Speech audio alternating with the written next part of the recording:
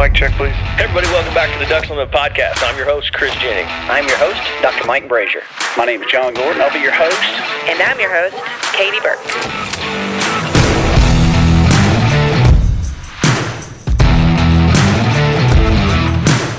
Welcome to the Ducks Unlimited podcast, the only podcast about all things waterfowl. From hunting insights to science-based discussions about ducks, geese, and issues affecting waterfowl and wetlands conservation in North America. We bring the resource to you, the DU Podcast.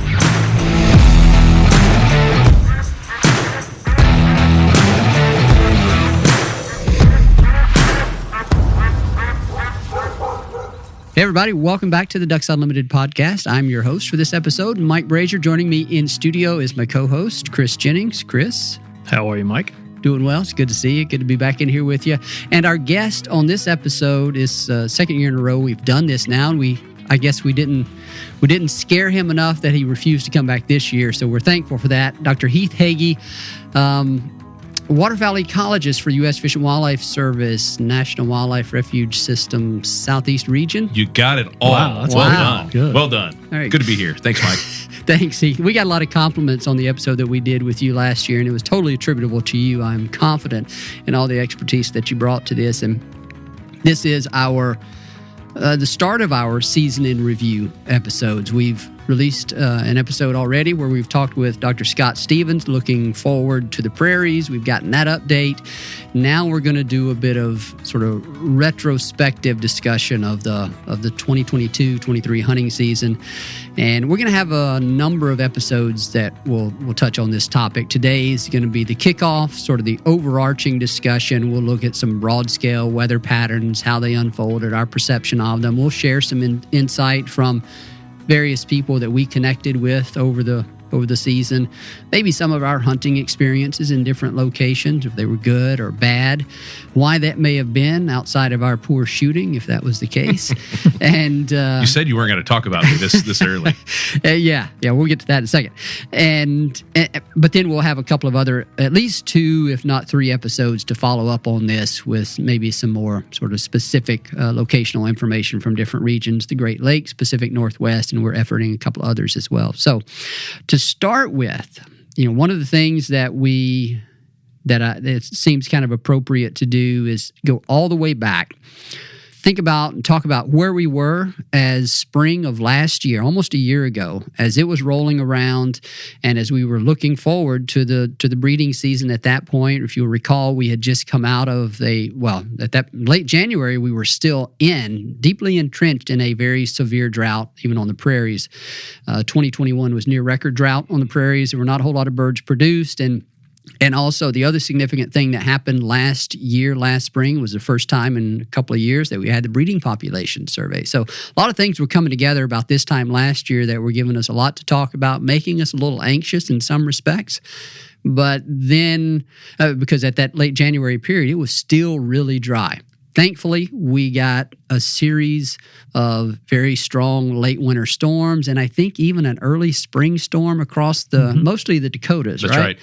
And I think southwestern Manitoba, maybe southeastern Saskatchewan, those areas benefited substantially from some of those weather systems. Western prairies pretty much stayed fairly dry. Right, we still had some drought hanging on there.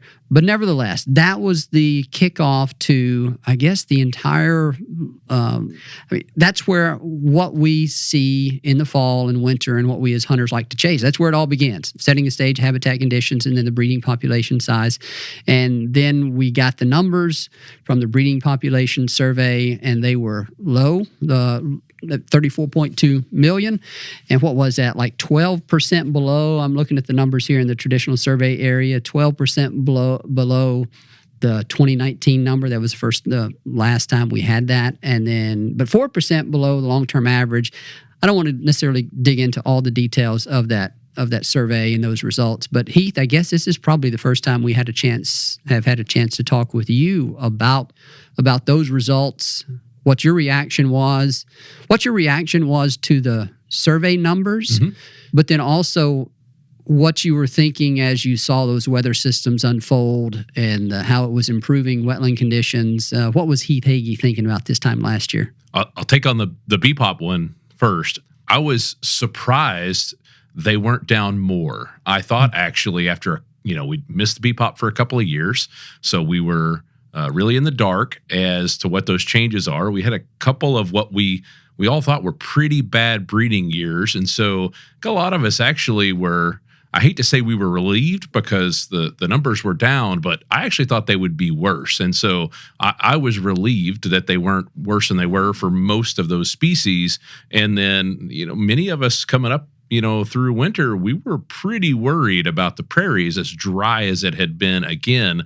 But then we had some, even into April, we had some snow in the Dakotas, as I recall, and I think it really saved really maybe saved us for this duck season a little bit with that lag effect. So I say all that to say, yes, it's discouraging, but I thought it would be worse, and I think a lot of other biologists thought maybe it would actually be worse than it was. Yep. I did too. I was one of those. I had guessed it was going to be about 32.5 or something of that nature. I'd have to go back through some of the conversations or whatever. But I expected it to be a little bit lower, and thankful that it wasn't. But like you, I was relieved to see the improved moisture conditions and wetland conditions, because I was optimistic after seeing that we would have good production. And I think we did. What has your experience been? What have you heard? What have you seen, I guess, either from any of the banding that you've done, any of the banding that you've heard from other people as they went through pre-season, pre-hunting season banding last fall, your hunting experience this year, any of the banding work that you've done here lately, in terms of the number of young birds that you saw or have heard about? Did we get good production last year? I think it really depended on where you were. So, I've talked to a number of the pilot biologists who go run banding crews, some of our flyway crews, and some of them had a lot of young birds. Some of them had very, very few. So I think it just depended on where they fell out in the Canadian and in the U.S. prairies too. But certainly in the Dakotas, there were some young birds produced. From our winter trapping, we really haven't noticed a big difference. We're seeing young birds about like we typically do. So I don't think anything is substantially different. Just my gut feeling. I don't know if there's anything substantially different from pre-2020 sort of time frame. I think you get the pockets where you had big production, and you get the pockets where less water or less favorable habitat conditions, and there just wasn't much. And so I think kind of like we would probably experience down here as waterfowl hunters in the South in the winter, you get pockets where it's really good, you get pockets where it's really bad. Overall, seem to be maybe down a little bit to sort of average. It's occurred to me over the past few times we've had episodes like this where we're asking people to kind of characterize the season, and it's like we've got three bins, like three categories: really bad, really good, and average. And it's like that average bin is super wide, and I think that's probably okay, because it gets to the point that you're making there, Heath, is that there are some places that even during those quote average years do really well. Some places that during those quote average years do really poorly, and so it's just there's a lot of variation in those average years, and that's why Kyle Spragans has shared some of that with us before. It's like about average, and you can maybe say maybe a little below average, but what does that really mean? So anyway, I think that's different for everybody too. Everyone has their own kind of perspectives on duck season, and mine, I tell people this year, I had a terrible duck season, and it's not because the ducks weren't there, it's because I didn't get to go as often as I wanted to go. I had other commitments, and so like maybe people are taking that into account, where you guys and Kyle is really taking into account what he's hearing across that Pacific Northwest landscape, and then he's diving into the numbers pretty good. And he's like, probably average. Kind of that's probably what you're doing. Probably you probably heard guys who did really well, heard guys that did really poor, but in the general gist of this conversation, it's like, it's average. So, well, I could tell you, based what the age ratios based on my hunting experience was in my bag, but I don't think I bagged enough ducks this duck season to really give you any sample. Yeah, exactly right. Yeah, zero is no, it wasn't that bad. But you didn't get the phone call to hunt with Mike. Mike hunted all over the place this year. We can talk about my hunting. We'll talk about my hunting experience. What I will say is that my experience this year with regard to the number of young birds in in the bag was way better than last year. Interesting. Way better. Whether we're talking about shovelers, which I'm not ashamed to shoot a shoveler. I like those birds. I think they're underadmired. They have a green head. That's Yeah. There you go. They can be very, very pretty birds. Teal, and then a few mallards as well. And compared to last year, when I don't think I shot a single juvenile bird last year, and every bird that I tried to decoy acted like a 3 or 4 year old bird. This year was different in some of those instances, and I don't have the age ratio data. I'm disappointed to say that I'm not dedicated enough to keep track of all that. I'm just not. I've tried and I fail. I just can't do it completely. And so I get an incomplete record of that data. But I do recall observations this year of definitely more young birds in the bag than previous years. So obviously there was some production last year. I've Certainly. talked to a few people that have shared some of that same sentiment. I've also talked to folks and heard some of the same reports that you did from some of the banding crews that, man, it was tough, which was surprising for them in some of the areas that we thought should have been really good. That had a lot of water. Yeah. And you would have thought that there would be a lot of production, but some of those crews struggled. Yeah, it takes your mind to wondering if those birds flew to another location. You know, there's that whole conversation that we've talked with folks about in the past. But so big picture, about average in terms of production. And then Heath, I guess, I don't know, how would you describe, maybe this is where we can go next, to just kind of describe our individual hunting experiences, how we would view that. Do we have some good days? Do we have some bad days?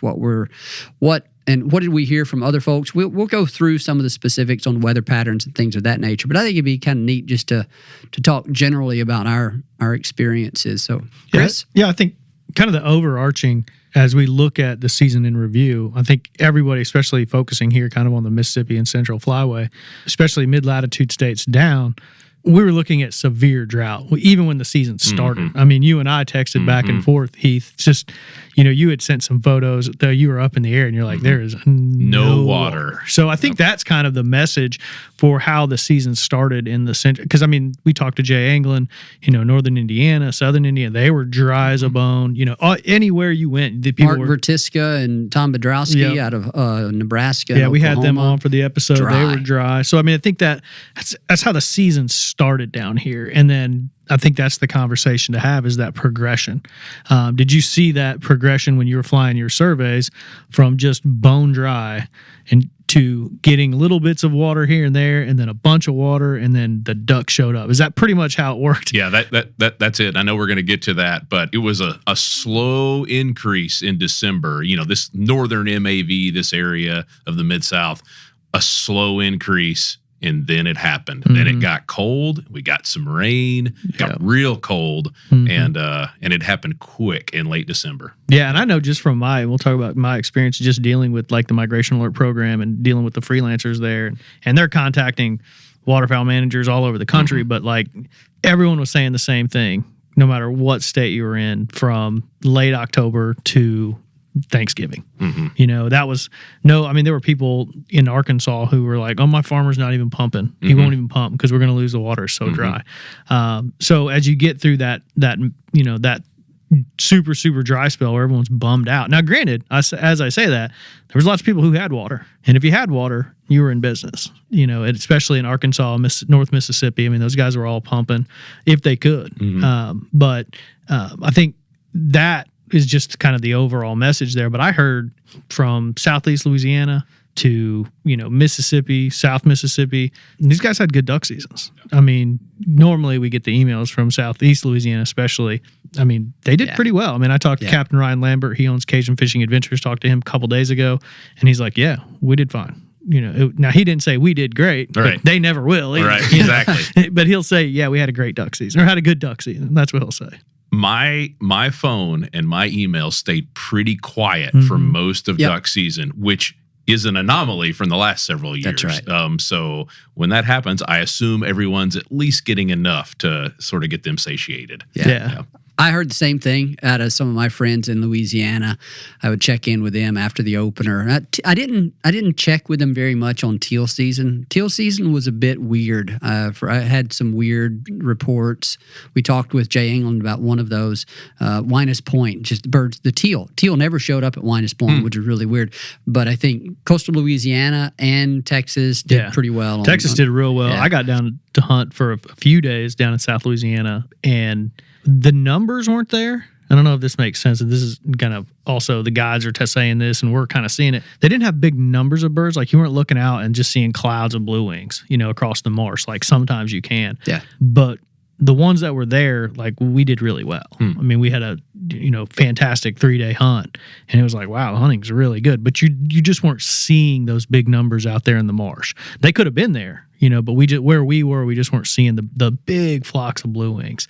And I think that really continued throughout much of the season for those guys down there, and especially I can speak to Southeast. I didn't get over to Southwest side, but that's a totally different. They seem to do really well over there consistently. But the Southeast guys, they didn't have big numbers, but they had good hunts, so no complaints. I didn't get out teal hunting a single time. Did you? No, yeah, I didn't. Chris, other than that trip? Yeah. It seemed for me, I think I was busy with work and other things, and it flew by, and it's like, oh, bam, teal season's here, then bam, teal season's gone. I didn't even have a chance. Unless you were taking that trip to the coast at that time of year. Yeah, there wasn't a whole lot around here. Let's find water. That's right. You couldn't even find water almost in the Mississippi River at that time. Yeah. I mean, that was when they were. Oh, that's right. That's right. Barge traffic slowed down or stopped. Yeah, we were real dry. That's right. I forgot about that, sort of as a measure of exactly how dry it was on this landscape.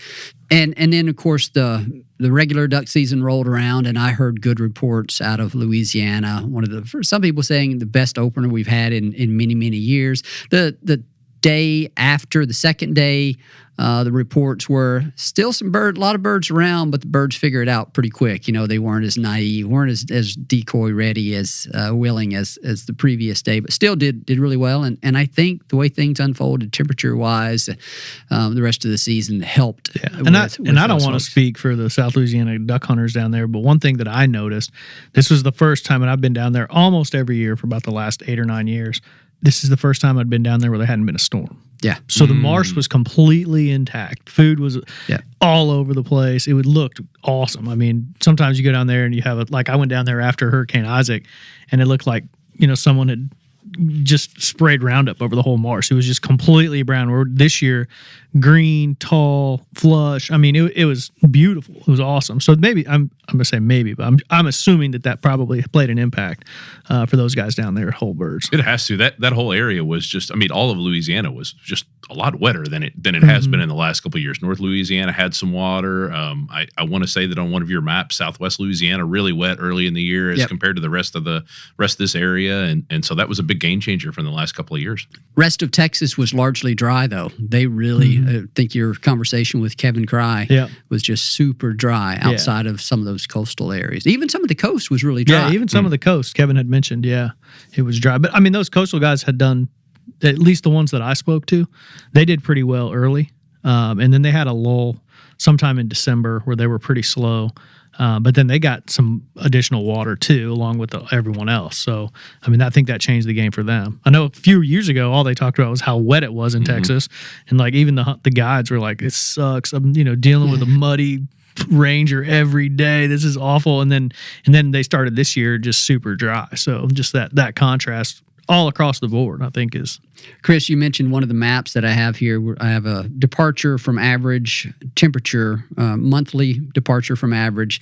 September was warm across most of the entire U.S. There were I do recall a few cold fronts coming through, get you excited for the season. The fall is around the corner. October, according to some of the reports that I saw, October was still relatively mild, but, and I didn't remember this, and I just realized why I didn't remember it. There was apparently a very strong cold front that came through middle of October and brought record cold temperatures even this far south. And I didn't remember that, and I didn't remember it because I was in Alaska.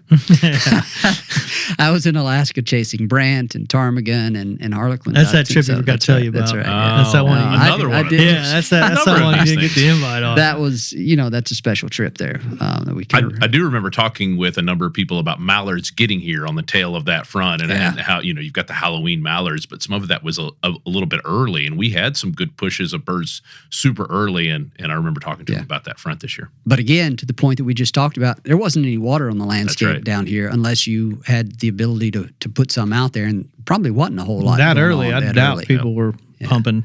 So again, another opportunity for some of those coastal areas farther south of us to be a beneficiary of some of that early movement, some of that weather.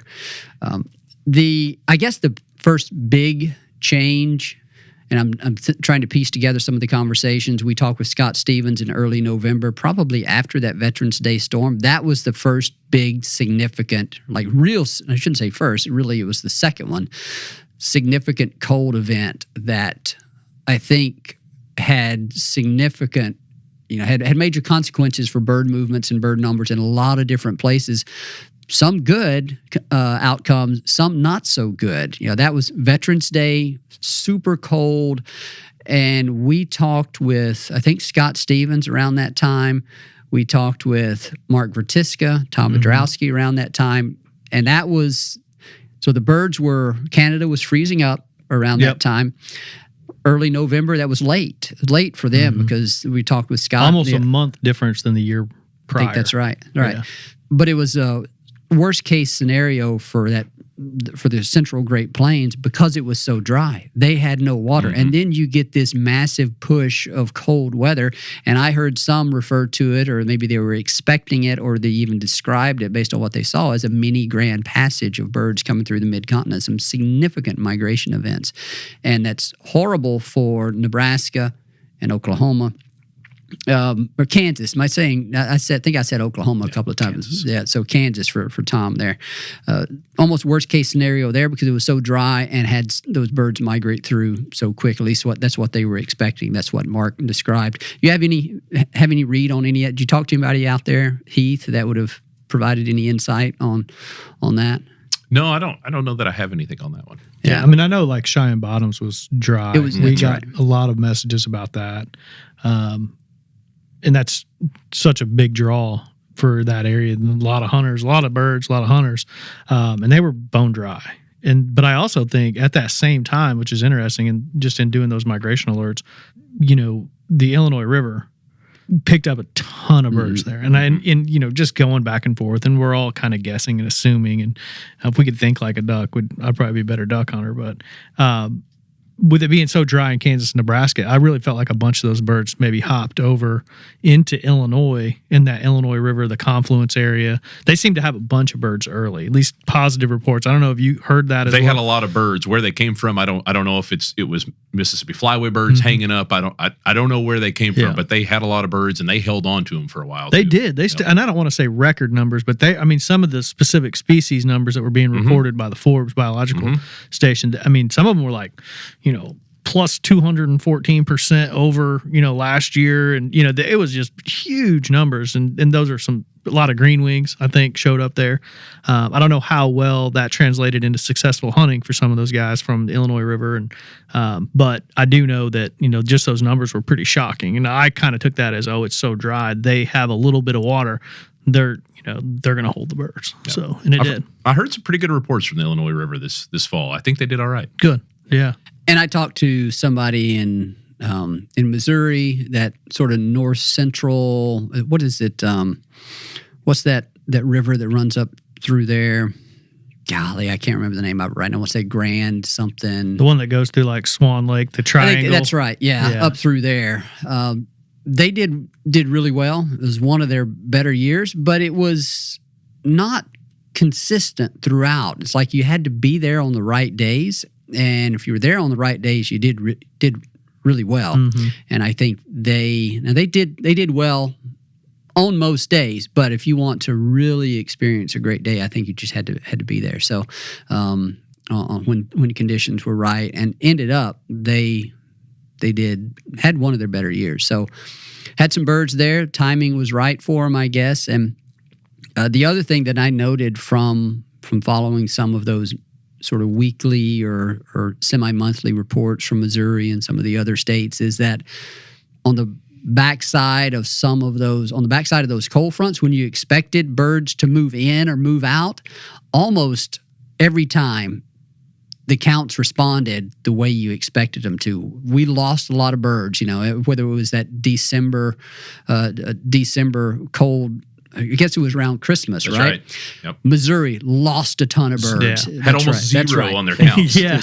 That's right. Now, whether they left Missouri or just went to the rivers, I don't know. I'm sure it was a little bit of both. Because Missouri only does their counts on state properties, correct? State and federal. And they do some federal. They do federal? Okay. Yeah. Okay, yeah. Well, that would make sense if it got cold in some of those areas. They're probably moist soil management type things where them things, those ducks are just going to bounce to the river, Missouri River, wherever. I think that probably happened some. I think they largely lost birds with that. And that's sort of my anecdotal just kind of impression is that they moved south just from some of the flying that we did in and around the Boot Heel and up in Illinois, and just sort of, so we didn't, not flying with Andy or anything over there, but just in that geography, it was cold and it was icy, and there weren't any birds, and certainly no birds that weren't very cold hardy. So, that really, and we can get into this, but, really just left with mallards and maybe a few gadwall. Everything else that's a little less cold hardy, they were gone. They were way south. Yeah. And when you say way south, I really think, and I heard a lot from the guys who hunt like South Mississippi, who some of these guys have struggled for the last 3 or 4 years, and they picked up a bunch of ducks at that time, and they held ducks for a little while. They had, most of those guys had pretty good seasons, but Arkansas's numbers jumped right then too. They did. But in some pretty, that was actually perfect timing because the rivers were getting close to going out, which is prime real estate for waterfowl, and it was almost that same time, and it worked out. I don't think when they did the survey in Arkansas, it didn't reflect it as much as what I thought, but I also think some of those transects weren't in some of the White River backwaters or whatever, some different areas there. I think that they had a bunch of ducks and picked most of them up from Missouri. I think so, and so we were doing a few small scale surveys, like on Big Lake. We were doing them every 2 weeks this fall. I was texting you pictures of that. And right before, or kind of in between some of the Arkansas Game and Fish surveys, so I think they flew on the 5th and 6th or something like that midwinter period, and they had a flight before. But really, when Big Lake hit its huge number was that 23rd. I think we flew on the 23rd. So right before Christmas, it had just gotten. It was about to get cold. That cold front was coming. We had just gotten water. Rivers were just right, starting to push out of their banks all at that same time, and it was crazy. It was absolutely crazy at Big Lake. Huge number, biggest number I've ever seen there, and those are majority mallards too. A lot of mallards. There were still some pintail there. We had a few green wings, but a lot of mallards. A lot of mallards. It was primarily mallards there, and some diving ducks. We had out on the Big Lake, main lake, had some canvasbacks and some scaup and ringnecks, and so pretty big push of cold hardy birds, moving to the south at that time. So, but when we were back there 2 weeks later during the midwinter period, there were still birds around, but nothing like that number. And so I think probably that northeast Arkansas, that area probably really got a huge number kind of in between those survey periods, if I was guessing. Yeah. One of the other things that I noticed from some of the surveys, I think it was Louisiana that stood out to me. They conduct monthly surveys, I think September, November, December, January. I think the November survey preceded that strong Veterans Day storm, so their numbers in November were really low. Just the timing was bad on that, and I want to say maybe for December also it was maybe in between cold fronts or cold outbreaks or something of that nature, and I forget how January played out, but I think some of their numbers were good. They were good once in you January. get to and I think December was pretty good also. None of them were record breaking or anything of that nature, but I think they were about average, which average in recent years for Louisiana is really good compared to what they've had in the past couple of years, some of those time periods. And so that was good to see that, and good to see that they were the beneficiaries of some of that weather that we talked about, and the beneficiaries of it being dry up north of them. There's no doubt about that. That's right. They had all the shovelers from the MAV, I think. They certainly had a lot of them. Did they? I know you flew many miles this year. A few miles. And so we're going to get to that here in a second. We probably ought to talk a little bit about, let's say, California. We're going to have a special discussion about the Pacific Northwest, but we can talk about certainly what happened out in California. We can reference some of our conversations with Virginia Getz and Fritz Reed, and we may get somebody else on to talk about this in a little bit of detail, but just to make sure we give it a little bit of coverage here, that going into the season out west, it was dry, super dry. The biggest concern was hunters even finding places to hunt, refuges being able to open all of their areas for hunting. And it was somewhere shortly after, maybe it was in late November, when they finally started to get some rain in California and allowed them to start opening up. I think it was they started to get some significant rain in late November and allowed them to start opening up some refuges, additional areas on some of the refuges out there. It was far from any kind of relief that they, from the relief that they really needed. But then December rolled around, mid-December, I think around Christmas, from around Christmas to mid-January. I think the report I saw was that there were 9 storms that came through and then just deluged California, almost to a detriment, you know, where it caused a lot of people to lose out on some hunting opportunities. Some of the state or federal areas, I think, had to close access, had to close them all. Did you hear any reports from folks that you know out there? That's same as what I've heard. Just went from famine to feast, but then overkill. And unfortunately, there was property damage and a number of other things that went on out there. Fatalities as well associated with that. That's just awful. But it just really abnormal to get that much water that fast out there. Yeah, and I think we did 4 or 5 different migration alerts specific to California this year. And I have a freelancer out there, Peter Otteson, does a great job. Works a lot with the U.S. Fish and Wildlife Service property managers out there at some of the big ones, Sacramento Complex, and they were so bummed out. I mean, it was like depressing to get the first couple alerts because it's like dry, 30% pumped, not even allowing hunting on some of the refuges. I mean, there was no water. And then that storm hit and it went from, oh my gosh, there's water everywhere. And then the next report is like, there's too much water everywhere. Now the hunters started, having issues with, even some of the private clubs that did pump and had water. They did pretty well early, and then once it started raining, like the birds were just going everywhere, and so they had a hard time really narrowing in. But as that season played out there in California, from just the numbers from some of the refuges out there, and if you look at those numbers, I mean, I would put some of those hunting opportunities in Central California or Central Valley on public land as some of the hands down best hunting. Now, I've never hunted out there, but you just look at the numbers, like, Peter Otteson sending this, like Delavan was at 4.6 birds per hunter, those are unheard of. Fantastic. Oh my gosh. I mean, it's like, and you hate to say, I'm going to guarantee you shoot 4 birds, you hate to guarantee anything, but out there, man, they had some great hunting, and majority green wings. They shot a bunch of green wings out there, a bunch of shovelers again. That's, pintails, widgeon. It's a good mix there, but they were green wing rich for sure, which that area typically is. Yeah. We'll try to get somebody on to give us a bit of insight in more detail on that area. I would love to talk with somebody about Great Salt Lake. That's sort of a blind spot for me right now in terms of knowing how wetland conditions are, water levels in the Great Salt Lake are at this time. I'm quite certain that they're still pretty dry out there, and lake levels are still incredibly low. They are. I don't know what snowpack looks like in those areas. That's the other thing that's relevant in a conversation about the West is how much snowpack that was delivered to some of those landscapes. I think some fared better than others. I'm not sure how Klamath Basin snowpack there is shaping up right now, although it was above average, well above average a month or so ago. but I don't know if they've had a whole lot of snow or precip since then, and I know they're going to need more between now and spring to kind of improve things there. But so we still have a few pieces of information that we can piece together from that part of the world, and we'll try to do that. But I did want to first talk about Florida a little bit. There were a couple of very significant events that hit that state.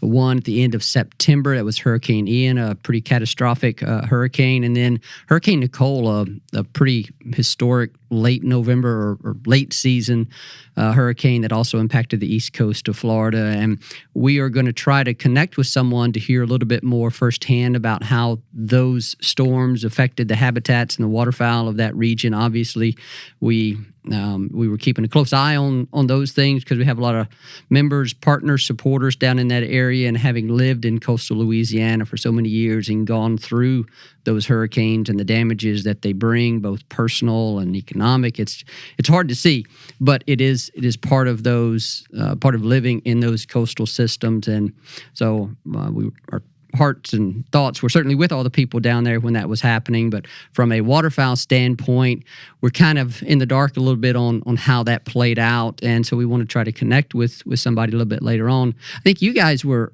also saying that you heard good reports from a few people out of that area throughout the season. Let's say Florida, South Carolina. Do we have a read on South Carolina or Florida? I don't have much from South Carolina, but I know, Heath and I were talking before we started recording. Just, I'd heard good reports from North Florida, even all the way down into South Florida that, they had some pretty good hunting.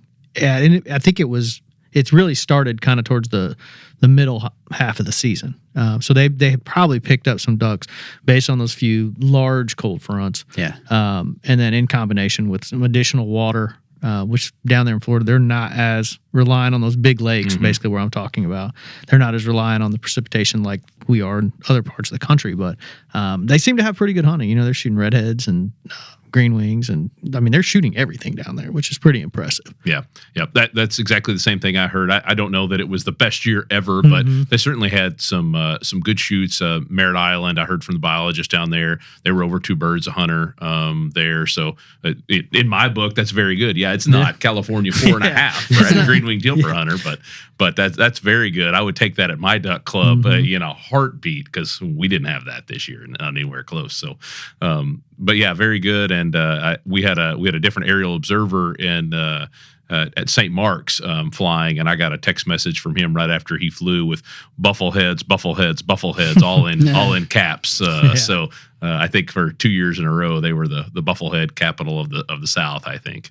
So. I've been down there in my family lives down there in Fort Myers, the Cape Coral area, and I've been down there on the Caloosahatchee River fishing, and you look out and there's just as far as you can see is like bluebills and buffleheads, and it's very impressive just sitting out on the river. So I've seen them in big numbers down there like that. That's cool to see. Yeah. Also, from a precipitation, from a rain perspective, I think everybody around here in the lower Mississippi Valley we were eager for more rain just to get some more habitat on the landscape as we're looking into late November.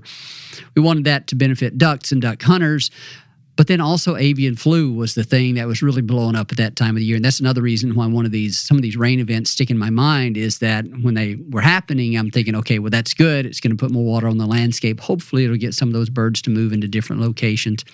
Whether they actually did that, I don't know. But we've talked in another episode about kind of how that avian flu issue played out over the winter. But the other thing that happened, Chris, you were talking about when rain started to accumulate in Arkansas and lower Mississippi Valley, started to flood some of those new areas. My read on it from talking to a few people is that sort of shifted the fortunes of some of the hunters in that landscape. Like the people that had the birds early because they were able to provide that early habitat were doing well during that time. But then once that water got on the landscape in all those new areas, the birds kind of redistributed, and you kind of saw a shift in the fortunes of who was benefiting from that. Did you hear any of that type of situation play out? Oh, absolutely. In Arkansas, that pretty much plays out like that almost every year. The early birds, and this is just, even talking with Luke Naylor for the last 5-6 years doing these and the migration alerts, that early opener of the season is typically your more managed or pumped water. That's where it gets good. As you get into that mid-December, when Arkansas is supposed to be getting rain, or typically does, some of those rivers go out, creates new habitat, and then it just goes. You're feast or famine either way. Because I'm on my lease is pumped rice fields, and we typically do better early, and then we have a long lull until like the first week of January. And it's almost like, not that the birds necessarily come back, probably picking up more, whatever, but like that whole month of December is pretty slow for us typically. And that's usually because they get water, the ducks move, and our place was a little bit of, we were weird this year all the way around. We didn't shoot many mallards, which typically we do. And we just didn't have them. We had other ducks, but we had gadwall this year, which we hadn't had gadwall in like 3 or 4 years. Gadwall made up 80% of our bag. Which, if you look back at our numbers for the last 5 years, we were killing like 3, maybe 8 gadwall all season. Oh, wow. Yeah, and then this year, we're killing 11, 12 on a hunt. And it's like, what? Why did the gadwall? Why did they all of a sudden decide to show up here? So that's where my gadwall went. All maybe. Right. All right. Maybe. Now I know. Maybe I got your gadwall. Oh, my gadwall. But yeah, you're right. I mean, as soon as that water changes, that's the flip of the switch, and really that goes to and there's no complaints there. I'll go after them on the White River too if I could get the opportunity, but that public land hunter who's always kind of ho-hum early in the season, by that time, as soon as you get that rain, that's when there's 350 boats at Clarendon boat launch, and it becomes a circus over there. But no, those guys did really well. I'm curious on your take on January. It was warm. We continued to get a bit of rain in January. Actually, it was really wet. We got really a lot wet. of lot of rain wet in January. I think that was the saving grace for hunting fortunes in January. It was warm. I think I saw something that said it was the 6th warmest January on record nationwide. If it weren't for those frequent rain events that created some new habitat, flashy habitats in some of the locations where I hunt, it would have been tough. There would have been nothing to force birds to get out and try new things and expose themselves to hunters. Heath, you have any, is that kind of the way things played out over there where you are? Very much. Yeah, very much the case. Just anecdotally where I hunt, we actually had, and I don't know if it's the amount of rain, I don't know if it's just the frequency, but our January was the wettest that we've had. Just the amount of overflow that we had over our levees back into the ditches, the amount of ditches backing up into our rice fields, coming in through the structures over top, and we don't typically see that, or we'll see it one big rain, but it was just recurred all January, which was interesting. There's a lot of new habitat out there, which was good for the birds. I don't know how good for the hunters it was. But good for the birds. Depends on which hunter you're talking about. That's right. Yeah, good for the river. The Cache River, White River, folks that are running up and down the rivers chasing the birds out in the timber. I think that it only got better and better and better for them as you got to go where they are. That's right. I will say the Black River was good all season. That's interesting. Yeah, the guys that I knew. Oh gosh, I heard some stories out of there. I think that it was pretty good. That's good all That's season. Good. There's some interesting if you look at Game and Fish's Arkansas Game and Fish's hotspot map or whatever. There's some interesting hot spots, and those I looked at it a little while ago, and I was like, wow, that is 100% what I would have predicted from the anecdotal reports before I opened this PDF a minute ago. That's exactly what I heard, and those are what showed up on their surveys too. And there's some around the Black River. Yeah, absolutely. This is probably a good place for us to take a break. Okay. Let's do that. We'll come back. I know we're going to talk about your surveys, but I want to pick up on one other thing related to that we just talked about. We'll do that right after the break.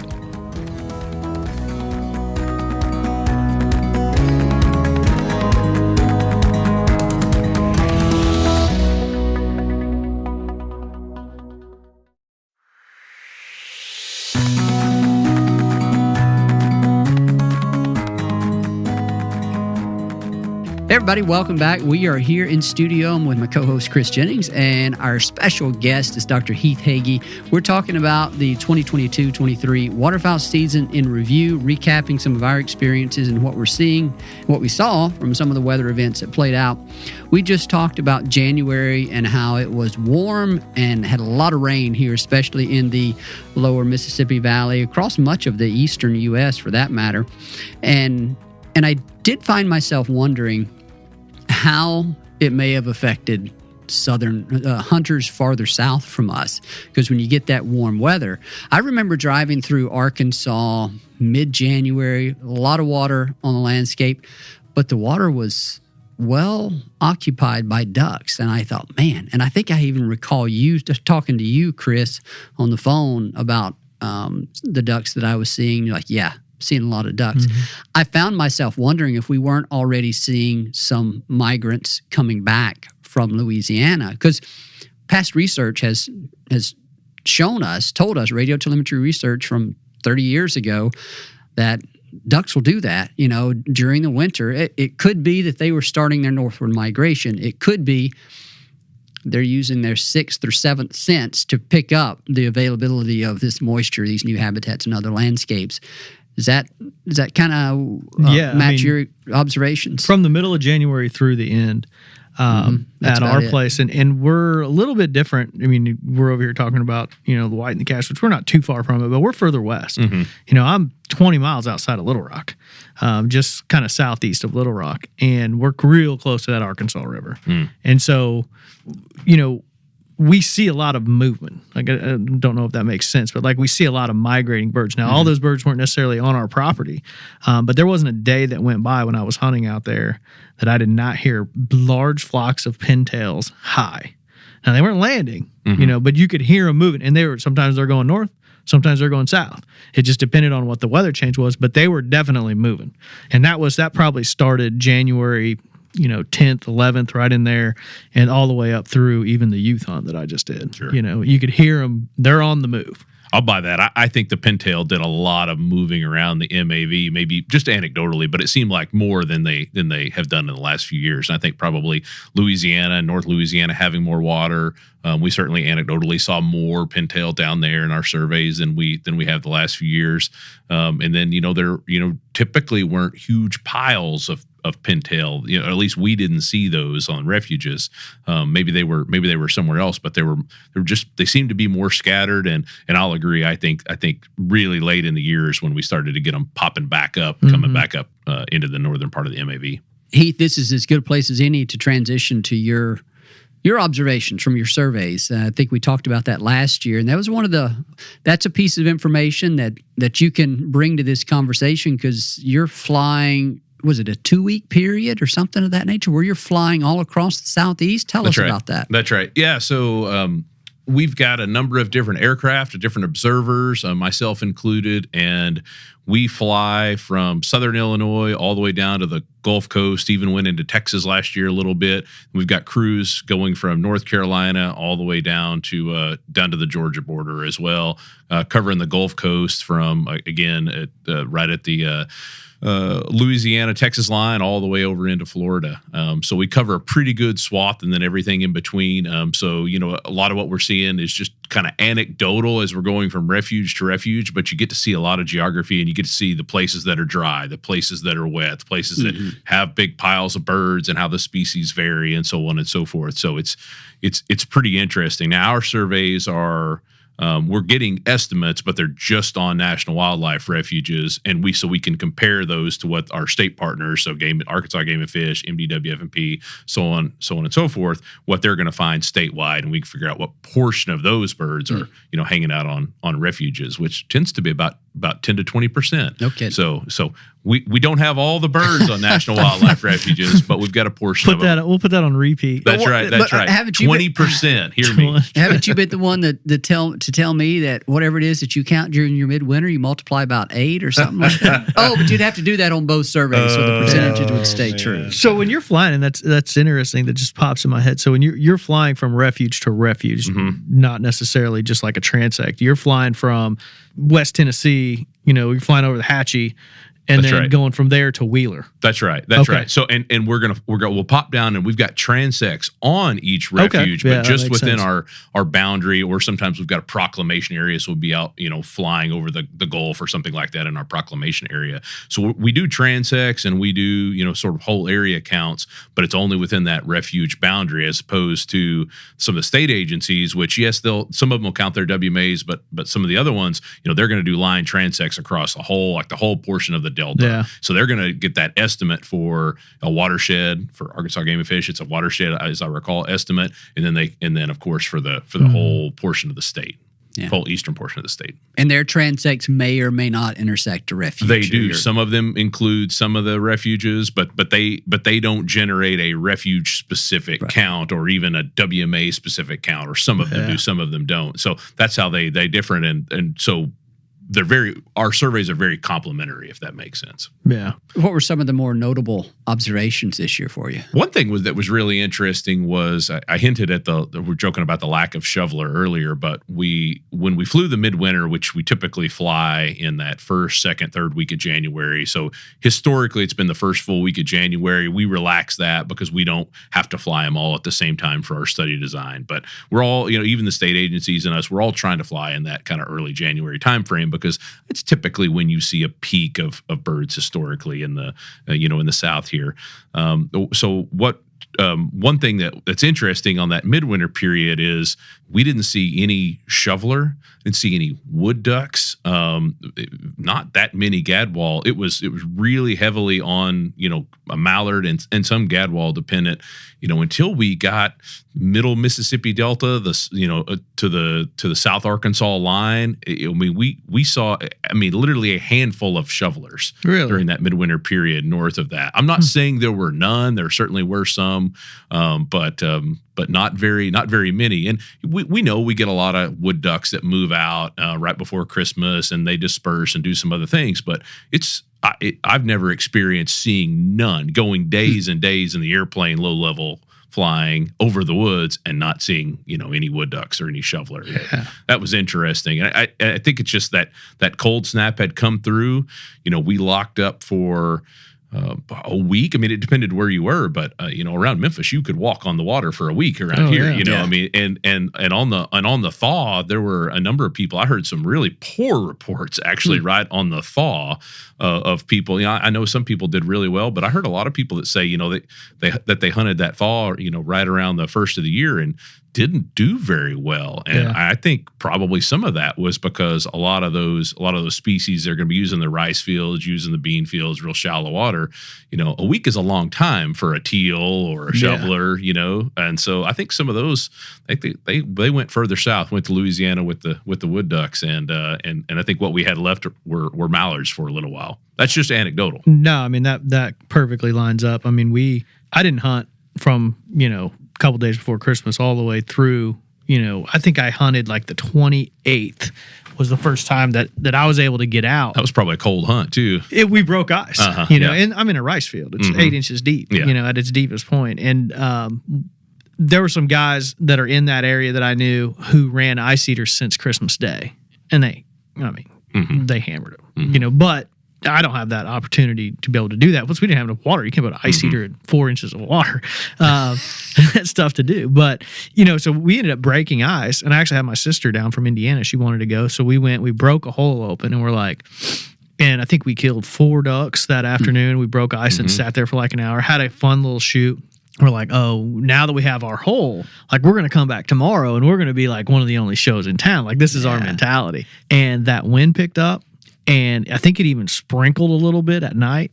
And we woke up in the morning thinking that we're going to be like, have this little hole where that's where all the ducks are going to go. All of our decoys were pushed over to the side because it opened everything. Everything around was wide open. So that was like and like you said, it was like 4 inches of ice. Yeah. It was a lot of ice. So the ice moved. Yeah. So you get sheets that were moving around with that rapid thaw. Yep, that's right. It was a weird thaw. It was a weird thaw. And I think that probably hurt some of the hunters. Yeah. You know, I think maybe they were in the same boat I was, where it's like, all right, let's get there maybe a day early, bust a hole, hunt the next day, where we got there that day, and you never really had enough opportunity to hunt a thaw.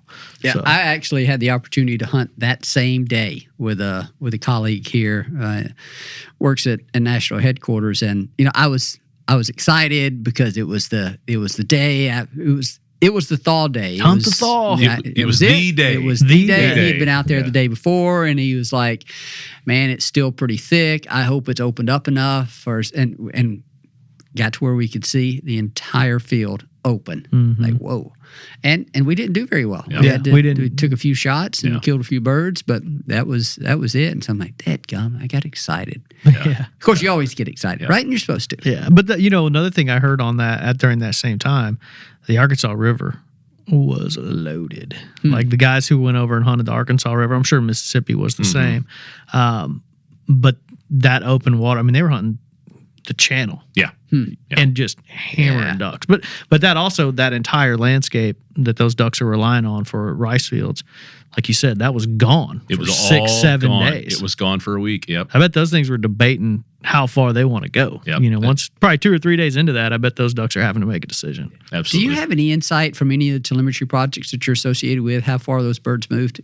Or I mean, any notable movements? Because they're not all going to do the same thing. Yeah, just a little bit. So a few of us that have bands out, so we can watch sort of how, just anecdotally, where we get a banding report every week. You know, typically every week, and so you can like, okay, you're getting a lot from this geography, and then all of a sudden, boom. Whoa, getting some. You get some shifts further south. We had a bird that was banded in. I believe it was a widgeon. It was something kind of different that we banded at Tennessee National a few years ago on the Tennessee River, and it was recovered in Florida. I think on the SDA, but in South Florida there, South Central Florida, and so that happened after. So we knew we were having some weird things, having some wood duck band returns all of a sudden really spread out and really to the south. So a few of those things. I did ask Corey Highway and some of the folks at Tennessee Mallard Project at the Cohen Lab, if they had seen any like huge movements. They all left, and as I recall, it was very much like it had been in previous years when in February.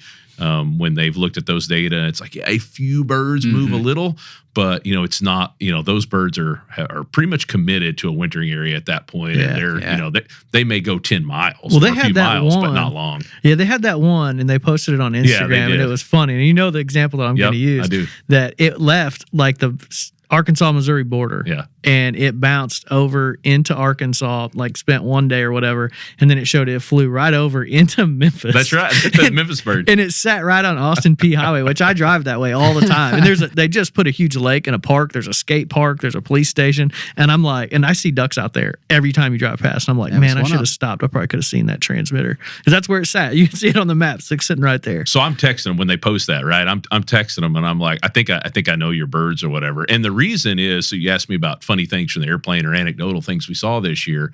There were birds in the air everywhere for 2 weeks. We generally, you pop up to 2,000 feet, so we're doing low level surveys a few hundred feet off the ground, but we'll pop up to 2,000 feet, and that's a much safer place to fly. You're above a lot of towers typically, and you're above most of the birds.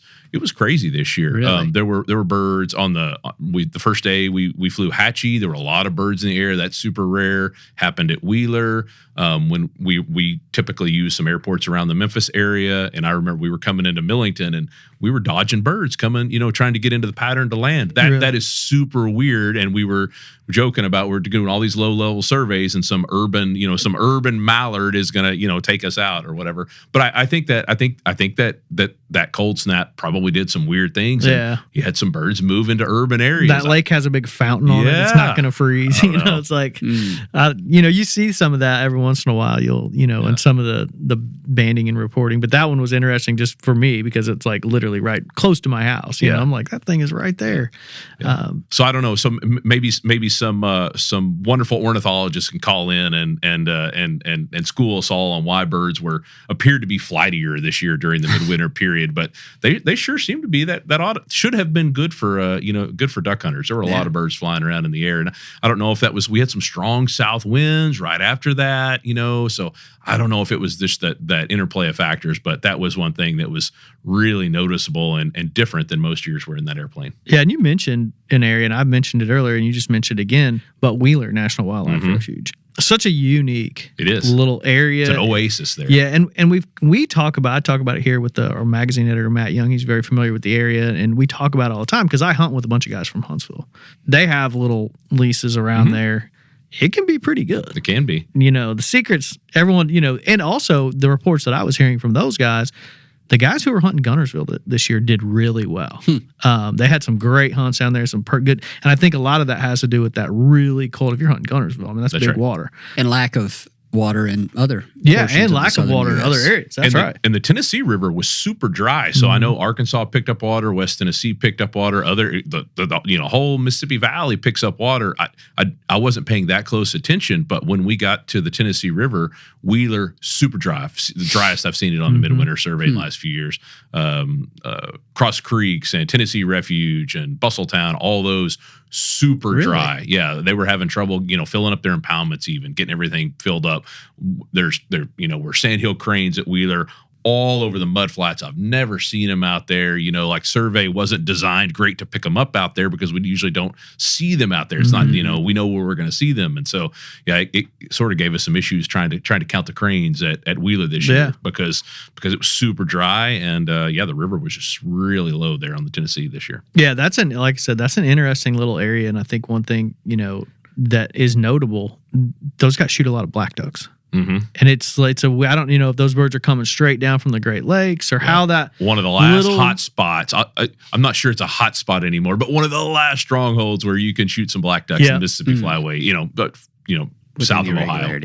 Yeah. No, I mean those guys that I hunt with, they have a couple little timber holes, and you're not going to kill a bunch of ducks, but you're going to shoot a black duck. And they're like, "Come on over," and I haven't done it. And that's a pretty cool little shoot. But Wheeler is an impressive place that kind of it doesn't seem to pop up on people's radar as much. And that little migration corridor that those birds seem to use, it's very unique. And this year it seemed to be, while maybe the numbers weren't reflected early in the survey, those guys seem to do pretty well around Wheeler. Yeah. Talking about black ducks, I've killed a few in my life. Growing up in North Mississippi, it was a place where we would get some just about every year. Whenever I see a pintail, Drake pintail, I get excited. When you see a greenhead mallard, get excited. But man, I don't think there's any bird, dabbler certainly, that gets me more excited than a black duck when you see it. I mean, and people that aren't familiar with black ducks will ask you the same thing. How do you know it's a black duck? It's just, is it really, it seems like it'd be difficult to identify. It's one of the easiest ducks to identify once you've seen it, in my opinion, because you know what it is. And for me, super excited whenever I see one and know there's an opportunity there to harvest it. You've had much success with those? Absolutely. I've killed a few, not many, but a couple in North Mississippi. And around Noxubee area. But I don't know how many still go there. They've not a lot. That population, that Great Lakes population, has seemed to. I don't know if it's declining, probably, or if they're just not coming as far south as they used to. But some combination of those factors sure has changed. Even the last 5 years that we've been sort of flying this style survey on refuges. The numbers at Wheeler, the numbers at Tennessee National, that used to be those were the hot spots. Those were the 5,000 black ducks we would expect to see, or even more than that every year. And we're seeing a few hundred or a few dozen in our surveys now. There's something special about them. I love them. That's a good species. Yep. A couple of notes. We were talking about what any of the transmitted birds that we're familiar with did. One of them, I think, went to Sardis, one of those reservoirs in North Mississippi for a short period of time. And stomping around your neck of the woods. And I think we saw some do that on that February freeze from a couple of years ago as well. Go down south a little bit and maybe hang out on some of those large flood control reservoirs for a little bit, which is, 7 or 8 years ago, I had a place in just in Robinsonville, just outside of Tunica, and we had no ducks. And we're like, where are all? And it was something weird. There was like a dry year, and they were doing some work on one of the water control deals at one of the big reservoirs there. So they had lowered Arcabutla down to like 1 inch. Oh, wow. And somebody had flown over, and someone here in the office told me that their friend of a friend of a friend flew over, and they said that Arcabutla was covered in shovelers for as far as you could see, because they had gotten it down to that little mud flat. And Sign me up. Yeah, they're like you can't get to them. You know, they're out in the middle of this mud flat. There's no way to get to them. I'm sure you could figure out a way, but he said it was just you could walk across those. And that's a big reservoir too. It is. Yeah. It is. So it's always, Sardis was really dry. I was sorry to interrupt. Yeah, it just got me thinking about stuff flying over, and it was super dry this year too. Really? Yeah. Well, I guess so. It was. It was still dry. It was. I think Mississippi missed out on a good portion of the rain that Arkansas, maybe West Tennessee picked up. That's at least that was my read on it. And Mississippi got some. I saw that firsthand, but I don't think as much as Arkansas. Does that sound right? That sounds right. And the further, even in Arkansas, the further north you went, those rivers came out earlier. But the lower White, it took until right at the end of season. Yeah. It was real late. It was close there for a while. It was hanging out within 2 foot. I was getting text messages. We're right there. We're right there. That's right. There's a couple guys here who hunt the White regularly and have camps down along there. It's a couple guys here in the office, and so you get a pretty good feel for it here in the office of where the river's at, depending on how they're hunting. But yeah, I mean, so just one I'm curious question as you're flying over, and obviously you're not counting ducks everywhere you're flying. You're doing it just specifically on the refuges. But when you're crossing over, like the Mississippi River, like, is there a noticeable, are you like, oh man, look at all the ducks down there? Like with this year, with it being so dry, did the birds congregate there, or they just didn't show up? I never see them on the rivers. I mean, I'll see never, but there might be a few here or there, but it's extremely rare for us to, for us to see them. We're usually a higher level, so it's going to have to be a big pile for us, thousands for us to see it. But we almost never see them on the main channel of the rivers, any of the rivers. Really. Yeah, that's why I just didn't know, like Tennessee River. You guys are flying that corridor. There's, a couple big reservoirs along there too. That might be a little bit of the exception, especially this year with it as dry as it was on the Tennessee River. We saw a few, and they've got these big bays, right? These big areas that hold some, our big Sandy unit of Tennessee National Wildlife Refuge, and so that had a good number of birds. Actually, another anecdotal, I don't know that I've ever seen a bigger number of common. Oh, I'm blanking. Merganser? No. Goldeneye? Goldeneye, thank you. Wow. Oh, yeah. Wow, blanked on that. Common goldeneye everywhere on the Tennessee River this year. Kidding. In fact, the first couple I saw them, turning backwards in the plane and sort of like hitting myself in the head going, that's a goldeneye, right? That's because I don't see them that often down here. But yeah, thousands and thousands on the Tennessee River this year. That was the big highlight over there. I was having to do some mental matchup here because I recall a photo you posted on your social media account of a Barrows goldeneye. And I'm like, I know he's not talking about Barrows goldeneye on the Tennessee River. You went out to Washington? Is that where you were? Yep. Yeah, that's pretty cool. That was a lifetime bird. That's a neat one out there. Yeah. I think my response was, okay, now I'm jealous. I've got to pay the taxidermy bill though, so don't tell my wife. Yeah, it's too late. You can hang it in the podcast. She listens to this, so I'm sure she got me. What was it she said? Didn't she listen to an episode and said, "You guys are so geeky"? She did. She that? Absolutely You're did. And my first comment was like,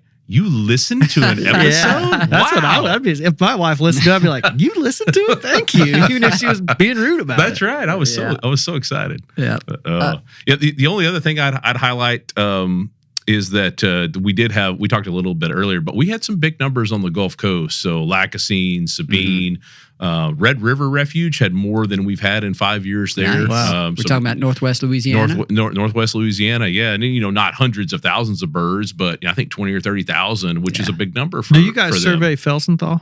Yeah, we did. I heard some good things out of Felsenthal. There were not any birds on the midwinter during our survey or overflow. Really, yeah. They the last 2 years, those two places just haven't had very many birds. But, there's a guy that works here in the office that used to hunt it a lot, and he said it was really good. And was that early in the year? It was early. Okay, yeah, I heard some good reports. So I was actually expecting good numbers at Felsenthal, and then when we flew, just nothing didn't was there. pan out. I just figured with that cold, and it almost seemed like a perfect storm. no, that's water. They actually had water had there, water, right? In the it was main cold. pool. Yeah, that's why I was curious. Yeah. You know, that's I bet early they did. And the Mollisy unit of Upper Ouachita, they had some not great numbers, but it's been dry for a couple of years, so it's good to see water. All the woods were flooded there at Upper Ouachita, and so that was pretty. Did you fly the South Atlantic at all, or is that someone else? It is somebody else, but actually we have been fighting aircraft issues, and we did not get we just gave it up last week. Actually, we've been trying for 5 weeks to fly, so we did not get our South Atlantic surveys done this year. Pretty big bummer. Yeah, that's another area where we don't have really good read on. I was telling you before we started recording, I reached out to a mutual friend, and we're going to try to line that up. I at least wanted to talk to someone so we could kind of relay something, but we might actually try to get someone on to give us the little coverage there. Also, in the Atlantic Flyway, we spoke with Mike Schumer in December, and I think at that point he had described it being very slow for them, at least for his part of the flyway. He gets out a few times. He said, I'd get my couple of mallards, and then that was about it. Otherwise really slow, not a lot of weather. That was before a bunch of that weather kicked in there, though. It was, but that's getting pretty late for he's hunting. I'm looking at these temperature departure maps, and that's pretty much the one area of the U.S. that for every month was above average warm. December even.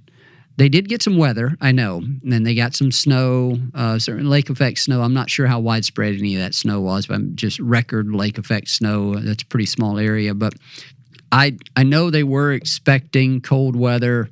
When was that? It must have been early December, and they got some. That was going to move some birds around. He got pretty excited about that. But I think Heath was saying even at that time it was getting pretty late for him. They probably had lost most of the smaller ducks had already moved south, but it just sounds like they didn't have the right kind of weather to make for really productive hunting opportunities. And yeah, every month here, the northeastern U.S., the New England states, above average temperature. And shoot, January of this year, man, that was really warm. That was the warmest part of the U.S. So it wouldn't surprise me if they had tough hunting in maybe some of those inland areas, coastal areas. It may be a bit more consistent out there. I really don't know, but anyway, that's another area that it'd be nice to get a little bit more coverage of, but I'm not sure we're going to be able to pull that off. But this year, I'm looking at the precipitation for that part of the country. They got a little bit of rain, precipitation in December. It looks like January was pretty good, but I don't. Chris, from any of your migration reports out east, do you have any insight there? I mean, I think New York State, and a lot of guys, we get most of our information from Sarah Fleming, and they're kind of upstate New York, around Montezuma National Wildlife Refuge, and I think they started out pretty good, and then it just slowed.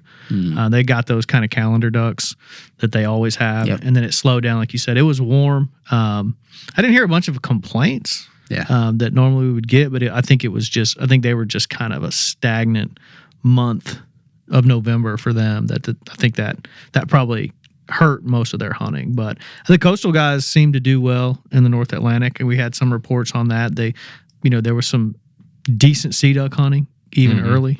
They seem to have birds. So, but then once you get down into the Chesapeake Bay, I think a lot of those guys struggled. There were some, of course, just with any situation, some winners and losers on the fact that they were a little dry early and warm. So that probably put a little bit of, dampened some of those hunts. But overall, I didn't hear a ton of complaining again. It didn't seem like it was the greatest season ever. No. It didn't seem like it was the worst.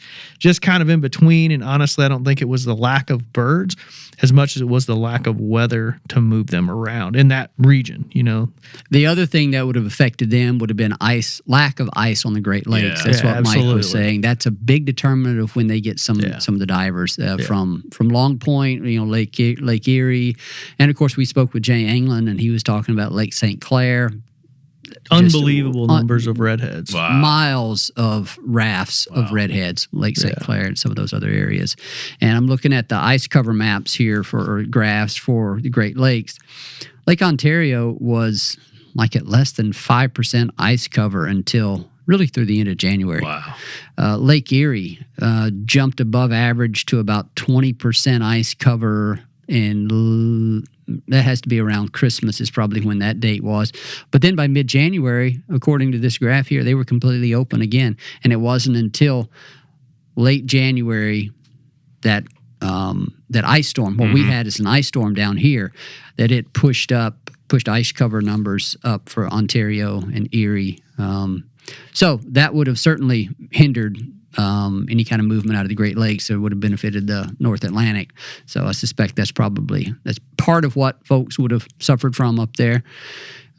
Snow, in terms of snow being another driver of bird movements and things of that nature, I don't know that it played a big role this year. At least I didn't feel that way based on what I was hearing, because it was typically associated with those real strong cold fronts, and you felt like it was those cold fronts and the way they really locked up some of that northern water that was probably the big driver of some of that. Now, there was obviously some heavy snow in the Dakotas, and I think that's going to have an effect, obviously. Sure. But it didn't. I don't remember that snow being terribly widespread throughout the mid-continent. It got down, and if it did, it didn't persist. I'm looking at this here. Early January had pretty good snow cover throughout the Dakotas, throughout Minnesota, but it kind of fades once you get into Iowa. Doesn't say that Iowa and Nebraska right in there. They really didn't have much snow cover. No, I think we really just had that one big pulse, through the mid-continent that we had it for maybe a week or two. Yeah, I think the Dakotas still have a fair bit of snow right now, though. So It's good. Yeah, it is. It is. And this actually doesn't give a whole lot of coverage up into Canada. At least I don't know if you can trust this graph up into Canada. But anyway, what else? What have we missed? I mean, I just have a question, which it can be another aspect of this. But Heath, as far as when you're doing these surveys, what kind of percentage, or maybe percentage is a bad way to put it, but the usage of these refuges with geese, light geese, white fronts, are they hitting these refuges, in pretty good numbers as well? They do. It can be real hit or miss, because especially with the snow geese, they typically are up and gone really early, or they hear an airplane at low level and 3 miles or 7 miles out, they're going to pop up and you're like, I think they might have come off the refuge, but you just see them out there. And so you sort of ignore them. But yes, we certainly get a lot. We have a lot of snow geese and white-fronted geese that spend their evenings, spend their nights on our refuges, especially the areas that have agriculture. So they certainly use us. They usually don't show up big in our numbers because they're off and they're in farm fields and they're real spread out during the day, but they certainly are there. I will say that the snow geese were, they were everywhere during that midwinter period when in Arkansas anyway, when the water popped out and the fields started greening up just a little bit with that warm weather. We got some of our later flights. You could see a lot of little groups of 500, 1,000, 1,500 snow geese just everywhere on the landscape. Yeah. That makes sense for kind of what we saw driving around through those areas. And it's just, I was just curious because we actually had 2 different flocks of Canadas this year. Interesting. And it was right after that big cold. Were you hanging out in Memphis downtown I was sitting at hole 17 over at Galloway. That does make sense. But no, it just seemed like one of those things I'd not seen any over there in my time hunting over there. And we're just sitting there, and all of a sudden you just hear big Canada, and you're like, what? And I'm like, who's got a Canada goose call? It's funny you bring that up. I blew on my Canada call. I don't know why I still have it hanging on my lanyard. Like from my Illinois days, I just can't let it go. But yeah, so it was hanging there, and I blew on it 2 or 3 times this year. Now we didn't get any of the geese close, but we actually saw a couple of flocks as well, and joked in the blind about how odd it was. Yeah. No, I was just curious if that we're reestablishing that southern migration. Southern winter as the Canada geese. Is that what's happening? Yeah. You better drive north of Milwaukee to find that thing. Because there's a bunch sitting right there. No, I was just curious about the goose thing because I know I think in just kind of from a layman's perspective, when we talk about refuges, everyone always refers to the duck numbers. It's the duck count. It's ducks. And just this morning, I'm getting text messages like, Lois Bluff just went over 1.5 million. I'm sure they do there. Yeah. That's when you're paying attention to the geese at that number, and then that's a good barometer of the spring migration. And so, that just popped into my head to think, what are the geese doing on these more southern refuges? But it sounds like they're using them the same way. They certainly are. In fact, we have to account for them, and as we do our planning and we figure out how much food we have to grow on each refuge. That's incorporated. They're hard to count, but we know they're there, and we'll sometimes get out there and do an early morning count of them or whatnot. And you've got to figure out you've got to know how many are there because they will eat the ducks out of house and home. That's for sure. Absolutely. I think we've covered pretty much everything. I think we got a Pacific Northwest episode. We've got a Great Lakes episode. We've kind of covered most of the Central Mississippi flyways here.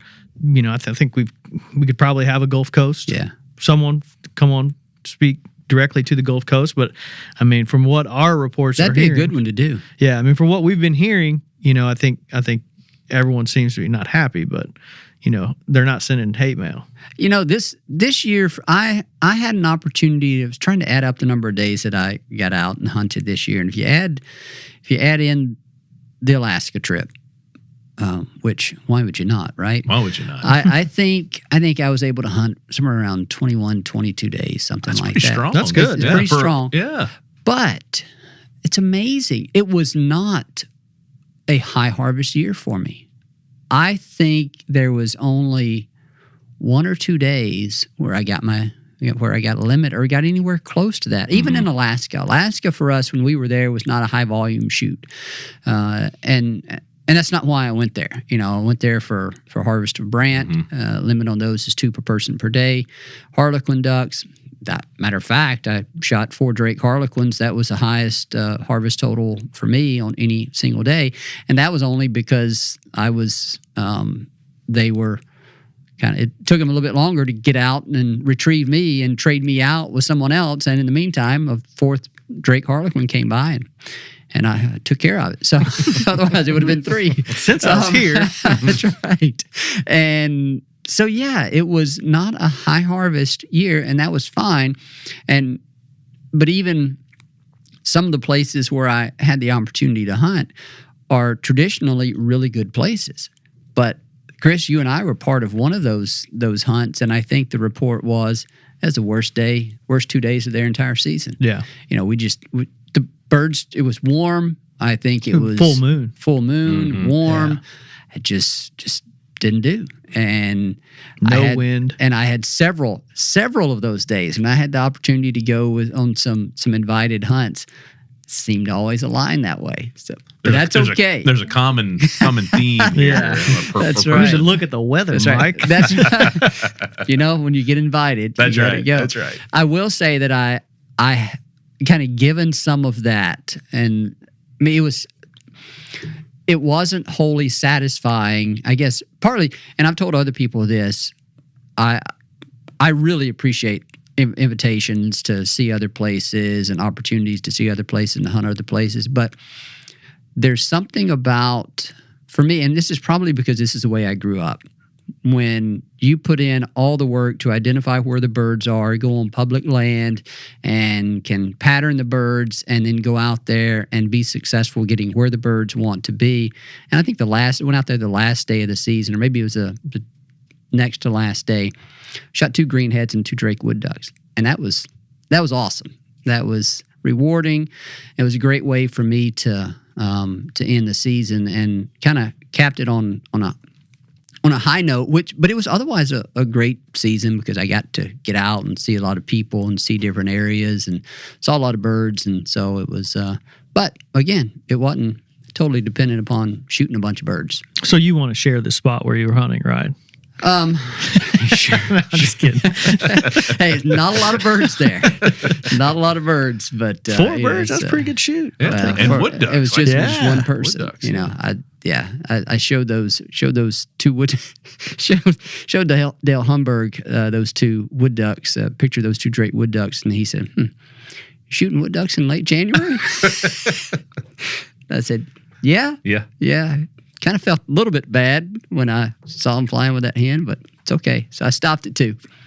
That's just a personal thing. But they weren't circling a box, were no, they? they were not He shot him out of the box. They were not circling the box. But I thought that was funny that whenever I was hunting, and it was late January in Mississippi, and I know what those birds are doing. They're already checking out those nest boxes. But it was just funny that was the first thing that Humberg said to me whenever I showed him that, and I said, "I know it." So You gotta be careful talking to biologists about duck hunting. Yeah, they've always got a witty comeback. I know. So anyway, final comments? No, all good? Nope. Everything that I heard was pretty positive. Yeah, all good. Just 10,000 foot level observation.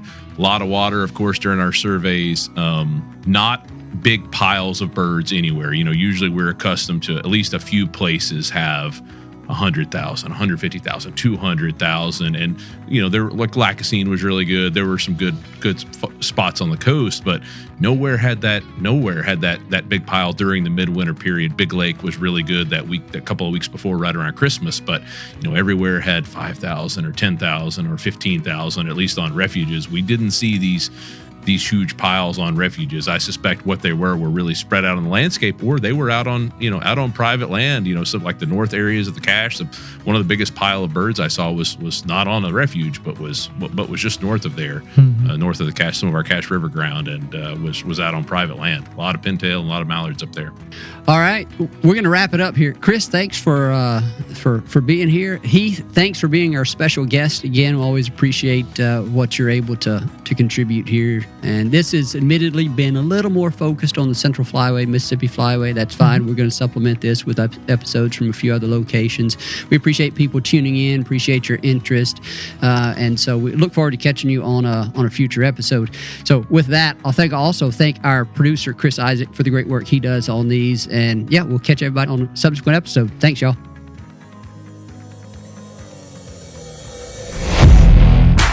Thank you for listening to this episode of the DU Podcast. Be sure to rate, review, and subscribe to the show, and visit www.ducks.org/DU Podcast for resources based on today's topics, as well as access to more episodes. Opinions expressed by guests do not necessarily reflect those of Ducks Unlimited. Until next time, stay tuned to the ducks. Stay tuned to the ducks.